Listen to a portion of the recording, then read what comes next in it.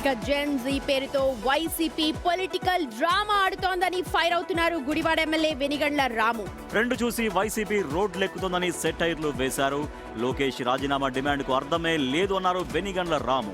ఎన్నిసార్లు చీకొట్టినా వైసీపీకి బుద్ధి మారడం లేదన్నారు. గుడివాడలో డోర్ టు డోర్ కార్యక్రమం కొనసాగిస్తూ ప్రజల సమస్యలు పరిష్కరిస్తున్నామని చెప్పారు.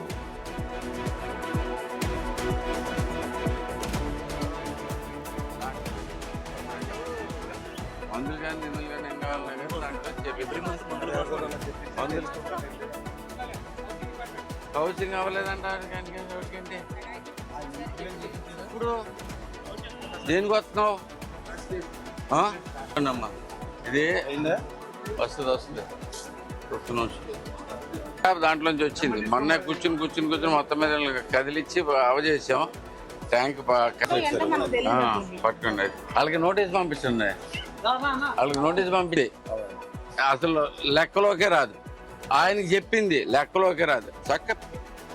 సో అది రాజేష్, అక్కడ ఢిల్లీలో జరిగిన నీట్ పేపర్ కి సంబంధించిన ఆందోళనను ఇప్పుడు ఏపీలో డిఎస్సి పేపర్ ఏదైతే దాన్ని లింక్ చేసుకుంటూ ఇప్పుడు లోకేష్ రాజీనామా చేయాలని డిమాండ్. సో అది లోకేష్ రాజీనామా డిమాండ్ ను చాలా తీవ్రంగా ఖండిస్తున్నారు వెనిగండ్ల రాము. ఎందుకంటే దానికి అసలు అర్థమే లేదంటూ ఉన్నారు. జరిగిపోయిన విషయాలకు సంబంధించి అనవసర రాద్ధాంతం చేస్తోంది అసలు వైసీపీ. వాళ్ళని అసలు పరిగణలోకి తీసుకోవాల్సిన అవసరమే లేదు అని అంటూ వెనిగండ్ల రాము. సో దీంట్లో నేరుగా మొన్న వైఎస్ జగన్మోహన్ రెడ్డి మాజీ ముఖ్యమంత్రి లోకేష్ కు లెటర్ రాశారు. దానికి లోకేష్ కూడా రియాక్ట్ అయ్యారు.